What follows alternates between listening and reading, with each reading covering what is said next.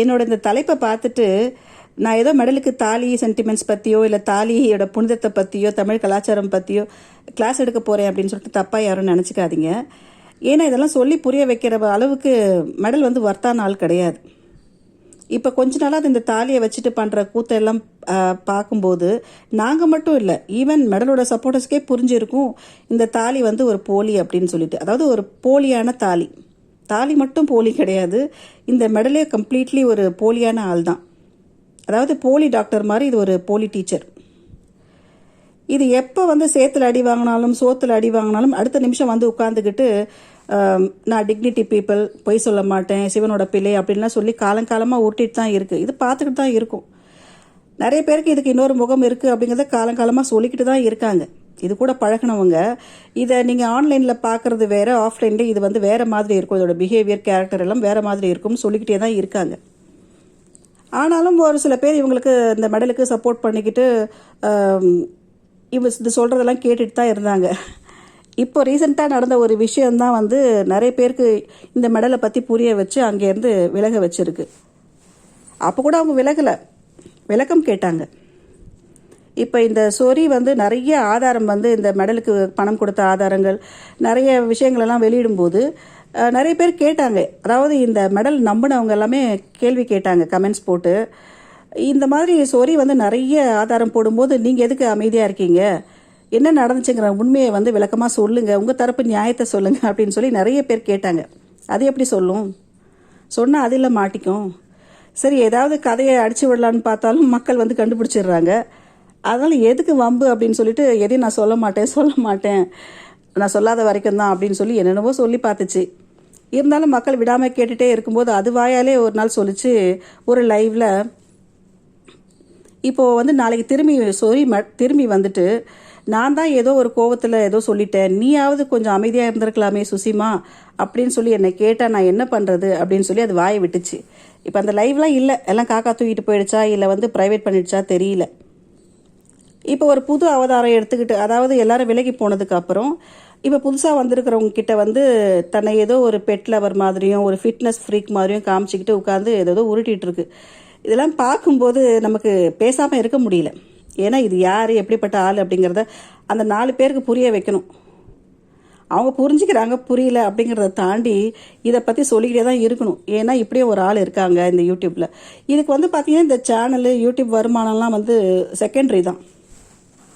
இதை வச்சு இது வந்து வேறு விஷயங்கள்லாம் பண்ணுதுலேருந்து ஆளை பிடிக்கிறது, அவங்கள ஏமாத்துறது, இந்த மாதிரி வேலைகளை பண்ணுது. அதுக்காக எந்த லெவலுக்கும் இறங்கி வேலை செய்யுது. இப்போ பண்ணுற வேலையெல்லாம் பார்க்கும்போது எந்த ஒரு குடும்பத்தில் இருக்கிற ஒரு பெண்ணாலையும் இதெல்லாம் செய்ய முடியாது.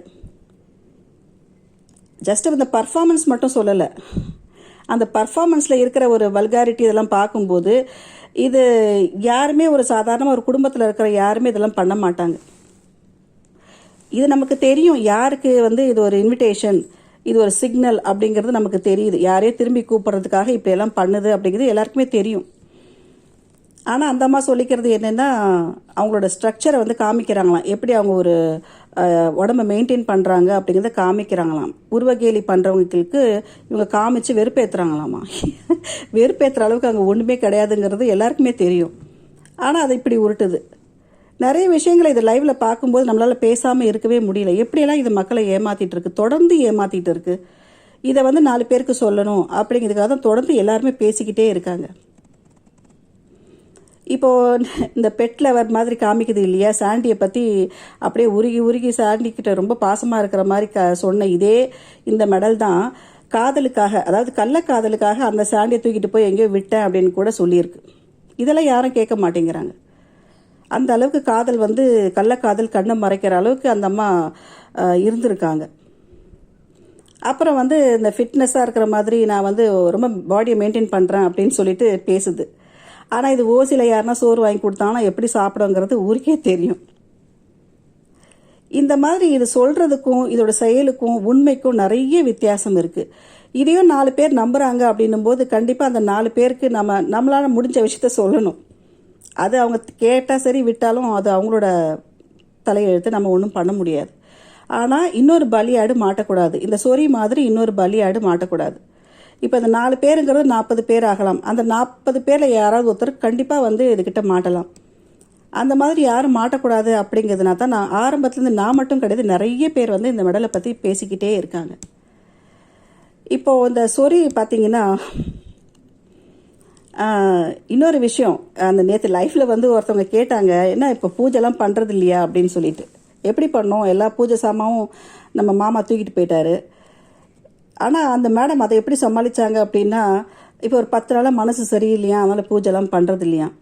இதை ஏதோ ரொம்ப வந்து ஒரு ஆன்மீகவாதி, ரொம்ப அமைதியான ஒரு ஆள் அப்படிங்கிற மாதிரி மக்கள் நினச்சிக்கிறாங்க. அதாவது அங்கே இருக்கிற ஒரு 4 பேர் நினச்சிக்கிட்டு இந்த மாதிரி கேள்விகள்லாம் கேட்கும்போது, இன்னும் வந்து அதை டீச்சர்னு சொல்லும் போதெல்லாம் நமக்கு ரொம்ப ஒரு மாதிரி இரிட்டேட் ஆகுது. ஏன்னா நீங்கள் நினைக்கிற மாதிரி ஆள் அது கிடையாது. ஸோ அதனால் இதை வந்து கண்டிப்பாக இது என்னென்னலாம் பண்ணுது, எப்படியெல்லாம் மக்களை ஏமாத்துது அப்படிங்கிறத, அதாவது இதை நம்புறவங்களை எப்படி ஏமாத்துது அப்படிங்கிறத வந்து எல்லாருமே எப்போதும் சொல்லிக்கிட்டே தான் இருக்காங்க, சொல்லிக்கிட்டே தான் இருப்பாங்க. அப்புறம் இந்த சொறி, நீங்கள் வந்து இப்போ கொஞ்சம் திருந்தி வந்து எல்லாத்தையும் விட்டு விலகிட்டேன் அப்படின்னு சொல்கிறீங்க. தயவுசெய்து உங்களுக்கு ஒரே ஒரு அட்வைஸ் தான், இந்த டான்ஸ் எல்லாம் இந்த பர்ஃபார்மன்ஸ்லாம் பார்த்துட்டு மறுபடியும் போயிடாதீங்க. ஏன்னா நீங்கள் ஆல்ரெடி சொல்லியிருக்கீங்க, எப்போல்லாம் நான் அங்கேருந்து வெளியே வரணும்னு நினைக்கிறேனோ அப்போல்லாம் வந்து ஏதோ ஒரு பர்ஃபார்மன்ஸ் பண்ணி உங்களை மறுபடியும் உள்ளே கூப்பிட்டாங்க அப்படின்ட்டு நீங்கள் ஓப்பன் ஸ்டேட்மெண்ட் கொடுத்துருக்கீங்க. ஸோ அதனால் இந்த பர்ஃபார்மன்ஸ்லாம் பார்த்துட்டு அது உங்களோட விருப்பம். ஏன்னா இனிமேல் உங்ககிட்ட இழக்கிறதுக்கு ஒன்றுமே கிடையாது. அதனால் பார்த்து பண்ணுங்கள். இதே மாதிரி இப்போது நிறைய பேர் பார்த்தீங்கன்னா, யாரெல்லாம் சொரின்னு சொன்னாங்களோ அவங்களாம் இப்போ அண்ணன் தம்பி தனின்னு சொல்லும் போதெல்லாம் அதுவே வந்து நீங்கள் அதை கொஞ்சம் யோசித்து பார்க்கணும். அதே மாதிரி என்ன மாதிரி ஆட்கள்லாம் வந்து போயிடுவாருன்னு சொல்லும்போது அதையும் நீங்கள் யோசித்து பார்க்கணும். இதுக்காகவாவது நீங்கள் வந்து இனிமே எல்லாத்தையும் விட்டுட்டு விலகி உங்கள் வேலையை மட்டும் பார்த்துட்டு இருப்பீங்க. ஏன்னா அகைன் சொல்கிறது தான், உங்ககிட்ட இழக்கிறதுக்கு இனிமேல் எதுவும் கிடையாது. அதனால் பார்த்து சூதானமாக இருந்துக்கங்க. இதை தவிர வேறு எதுவும் சொல்கிறதுக்கு இல்லை. இப்போ சொரியை பற்றி பேசணும் அப்படின்னா, நானும் வந்து எல்லாரும் மாற்றிக்கிட்டாலும் என்னால் மாற்றிக்க முடியல. ஏன்னா இன்றைக்கி வரைக்குமே கூட என்னால் இப்படி தான் யோசிக்க தோணுது. காசு இல்லை அப்படிங்கிற ஒரே காரணத்துக்காக தான் வந்து இவர் வெளியே வந்தார், இல்லை வெளியேற்றப்பட்டார், ஏதோ ஒன்று நடந்திருக்கு. இதுக்கு எல்லாமே காரணம் பணம் தான். ஏன் இந்த மெடல் வந்து இவ்வளோ உருட்டுறதுக்கு காரணம், இவ்வளோ வந்து எல்லாத்தையும் உதுத்து போட்டுட்டு எல்லாம் பண்ணுறதுக்கு காரணம் பணம் தான். இந்த பணம் தான் வந்து எப்படியெல்லாம் ஒருத்தரை மாற்றுது, எப்படியும் வாழலாம் அப்படிங்கிற, பணத்துக்காக எப்படியும் வாழலாம், என்ன வேணாலும் பண்ணலாம் அப்படிங்கிறத வந்து இந்த மெடலை பார்த்து நிறைய பேர் கற்றுக்கலாம்.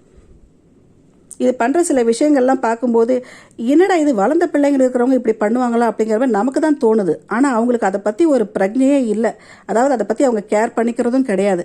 அப்படின்னும் போது பணம் அப்படிங்கிறது எல்லா விஷயத்தையுமே மறைச்சிடுது. அப்படி தான் இந்த மெடல் வந்து பணத்துக்காக இப்போ என்ன வேணாலும் பண்ணலாம், எப்படி வேணாலும் வாழலாம் அப்படிங்கிறதுக்கு உதாரணமாக வாழ்ந்துட்டுருக்கு. ஆனால் நீ என்ன வேணாலும் பண்ணிக்கோ, எப்படி வேணாலும் வாழ்ந்துக்கோ, ஆனால் மறுபடியும் உட்காந்துக்கிட்டு டிக்னிட்டி பீப்புள், நான் பொய் சொல்ல மாட்டேன், சிவனோட பிள்ளை, ஒரு ஆன்மீகவாதி, இந்த மாதிரிலாம் சொல்லி மதத்தை வந்து அசிங்கப்படுத்தாத. அதை தான் நான் மறுபடியும் சொல்கிறோம். அதே மாதிரி சொரியும் ஹரி, உங்களுக்கும் இதே தான் ரெக்வெஸ்ட்டு. எங்களுக்காகவாவது, அதாவது போயிடுவாருன்னு சொல்லிட்டு இருக்கோம் இல்லையா, எங்கள் முகத்தில் கறி பூசணும் அப்படிங்கிறதுக்காகவாவது நீங்கள் இனிமேல் திருந்தி எல்லா லைவ்லேயும் உட்காந்துட்டு எல்லா சிஸ்டர்ஸ்கிட்டையும் கமெண்ட்ஸ் போட்டுட்டு இப்படியே நீங்கள் உங்கள் மிச்ச காலத்தையும் கழிக்கணும். திரும்பவும் நீங்கள் போய் ஏமாறாதீங்க அப்படிங்கிறது தான் என்னோட ரெக்வெஸ்ட்.